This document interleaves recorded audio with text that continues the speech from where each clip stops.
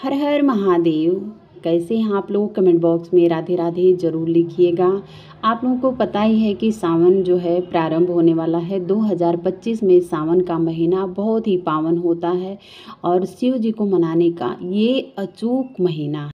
सावन के महीने में रुद्राभिषेक का विशेष महत्व होता है। अभिषेक इतना महत्व होता है सावन के महीने में कि पूछिए मत। तो अभिषेक आपको किस तरह से करना है? अगर मान लीजिए आपके अगल बगल कोई मंदिर है तो आप वहाँ भी अभिषेक करा सकते हैं।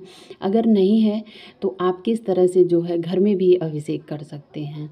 अगर आपके पास शिवलिंग नहीं है, मान लीजिए फ़ोटो है, तो आप रेगुलर फ़ोटो का पूजन करते हैं। लेकिन अगर सावन के महीना में अगर रोज़ आप पार्थिव शिवलिंग का पूजन करते हैं, उस पे जो है अभिषेक करते हैं, उस पे जो है शिव जी का विधिवत पूजन करते हैं, तो असीम कृपा बनती है। पार्थिव शिवलिंग का पूजन हमें किस तरह से करना चाहिए, चलिए मैं वो भी आप लोगों को बताती हूँ। अगर आपके पास पेड़ पौधे हैं, चाहे केला का पेड़ हुआ और जैसे फूल वगैरह हुए, तो उसमें की मिट्टी लेके आप जो है अंगूठे के आकार का जो है शिवलिंग बना सकते हैं। लेकिन तुलसी के पौधे से, तुलसी के गमले की मिट्टी निकाल करके आपको शिवलिंग नहीं बनाना है। इस चीज़ की पहले आप लोग जानकारी रखिएगा। अगर मान लीजिए खेत है, आपके अगल बगल कहीं खेत की मिट्टी मिल जाए तो अति उत्तम है। अगर आप पूरे सावन में जो है पूजन करना चाहते हैं तो थोड़ी सा मिट्टी ला के आप किसी गमले वगैरह में रख दीजिए और उस मिट्टी से आप जो है रोज़ पार्थिव शिवलिंग का पूजन कर सकते हैं। अगर नहीं रोज़ करना चाहते हैं, नहीं समय मिल पाती है, समय का अभाव है अगर मान लीजिए, तो आप जो है सोमवार के दिन पार्थिव शिवलिंग का पूजन ज़रूर किया करिए। किस तरह से उस मिट्टी को बनाना है, चलिए वो भी आप लोगों को बताती हूँ। पहले तो रात को उस मिट्टी को जो है थोड़ी सा पानी ले करके और उसको भिगा दीजिए और सुबह जो है उस मिट्टी में पानी डाल के आप बढ़िया से उसको जो है, जिस तरह से हम आटा गूंथते हैं उसी तरह से उसको एकदम चिकनी और सॉफ्ट मिट्टी बना लीजिए। और उस मिट्टी में एक अंगूठे के आकार का हमें बनाना है शिवलिंग, बहुत बड़ा नहीं बनाना है, क्योंकि हम घर में अभिषेक करेंगे तो अंगूठे से जो है बड़ा शिवलिंग का पूजन हम घर पे नहीं करते हैं।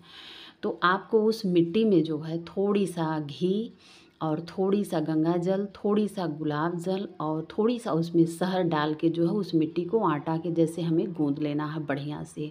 मिट्टी इतनी चिकनी होनी चाहिए, इतनी सॉफ्ट होनी चाहिए। और मिट्टी अगर एकदम मुलायम रहती है ना तो शिवलिंग बहुत अच्छा बनता है। इस चीज़ का भी ध्यान रखिएगा। चलिए पूजन किस तरह से करते हैं वो भी मैं आप लोगों को बताती हूँ। शिवलिंग का पूजन करने के लिए जब हमें अंगूठे के बराबर शिवलिंग बनाना है और बना के आप जो है एक थाली ले लीजिएगा। थाली जिसमें हम भोजन किए हैं वो थाली नहीं होनी चाहिए, चाहे और तांबे की थाली नहीं होनी चाहिए और ना मतलब पीतल की होनी चाहिए। थाली ऐसी होनी चाहिए, चाहे कांसे की हो चाहे स्टील की ही हो, लेकिन वो शुद्ध होनी चाहिए, उसमें भोजन वगैरह नहीं किया रहना चाहिए। क्योंकि जब हम घर में खाना खाते हैं तो लहसुन प्याज जो है सभी के घरों में बन जाता है, तो इसलिए थाली एकदम शुद्ध और साफ़ होनी चाहिए।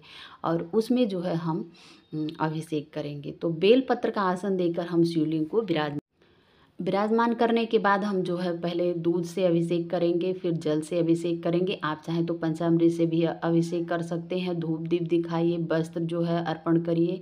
और शिवलिंग में जो है शिव जी के पूरे परिवार का जो है स्थान रहता है, तो उस स्थान को मैं उस दिन बताऊंगी जिस दिन मैं अभिषेक करूंगी घर में, तो आप लोगों को दिखाऊंगी कि किस किस जगह पे शिव जी के पूरे परिवार का जो है मतलब स्थान रहता है। और मैं एक चीज़ आप लोगों को बताती हूँ कि बेल पत्र की बहुत बड़ी महिमा रहती है। आप समी पत्र चढ़ाएं, बेल पत्र चढ़ाएं, लेकिन बेल पत्र की महिमा बहुत बड़ी रहती है। अगर आप जो बेल पत्र चढ़ाते हैं तो इस चीज़ का ध्यान रहे कि बेल पत्र कहीं फटा और टूटा नहीं रहना चाहिए। जब भी आप बेल पत्र शिव जी पे चढ़ाएं, नहीं ज़्यादा है तो एक ही चढ़ाइए, उसको धुल के आप दोबारा फिर चढ़ा सकते हैं। 5 बेल पत्र आप चढ़ा सकते हैं इस प्रक्रिया को करके। लेकिन इस चीज़ का ध्यान रहे कि बेलपत्र कभी कभी क्या होता है, मैं कितने बार मंदिर में गई हूँ और देखी हूँ कि वहाँ टूटे फूटे और किसी में 2 पत्तियाँ रहती, किसी में 1 पत्तियाँ रहती हैं और सब वो डलिया रहती है, डलिया में भर के दे देते हैं और हम क्या करते हैं, ध्यान नहीं देते, ले जाके अभिषेक कर देते हैं, बाबा भोलेनाथ पे चढ़ा देते हैं। ये चीज़ का आप लोग विशेष ध्यान रखिएगा। जब भी आप बेलपत्र चढ़ाएं ना, तो बेलपत्र एकदम पूरा बढ़िया रहना चाहिए, 3 पत्तियां होनी चाहिए। अगर 5 पत्ती वाला बेलपत्र मिले तो बहुत बड़ी महिमा है। बेलपत्र की बहुत बड़ी महिमा होती है। बाबा भोलेनाथ बेहद प्रसन्न होते हैं बेलपत्र से। तो इसलिए जब भी आप बेलपत्र चढ़ाएं तो उसमें कुछ लिख दें, ओम लिख दें, और चाहे बिंदी ही लगा दें। पीले चंदन से जो है आप इस तरह से कर सकते हैं, और बेलपत्र इस तरह से जो है आप चढ़ा सकते हैं। एक चीज़ और आप लोगों को बताती हूँ कि अगर हम घर में पार्थिव शिवलिंग बनाते हैं तो वहाँ नंदी का पूजन नहीं होता है। जब हम मंदिर में पूजन करने जाते हैं तो वहाँ पे नंदी का पूजन होता है, लेकिन जब हम घर में जैसे रुद्राभिषेक करते हैं या मिट्टी का पार्थिव शिवलिंग बना के पूजन करते हैं, वहाँ नंदी भगवान को जो है नहीं बनाया जाता है, ना नंदी का पूजन किया जाता है। अगर मान लीजिए पंडित जी अभिषेक करवा रहे हैं तो नंदी भगवान का जो ध्यान किया जाता है, बस।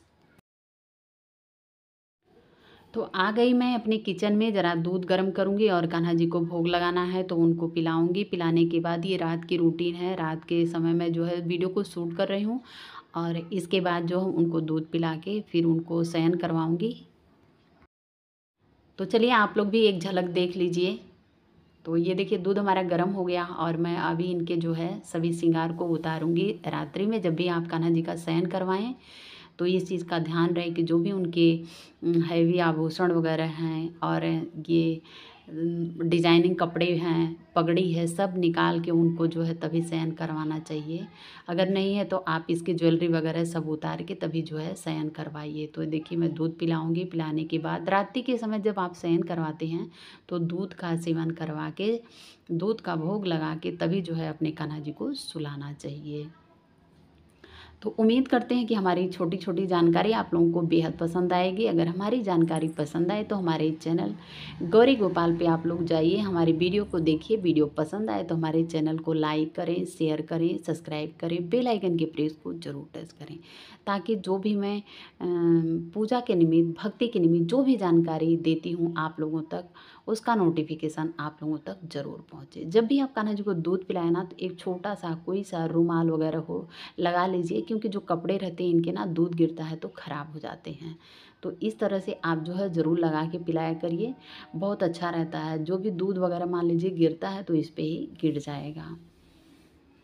और जब दूध गर्म करके आप पिलाते हैं ना, तो इस चीज़ का ध्यान रखिएगा कि दूध बहुत ज़्यादा गर्म नहीं पिलाना है। जिस तरह से हम बच्चों का ध्यान देते हैं कि दूध ज़्यादा गर्म है तो हम नहीं पिलाते हैं, उसी तरह से कान्हा जी पे भी ध्यान दिया करिए।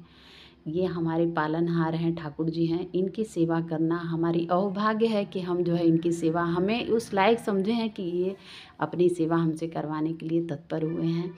तो राधे राधे आप सभी को। देखिए हमारे कितने प्यारे से और छोटे से नटखट से कन्हैया कितने प्यारे लगते हैं।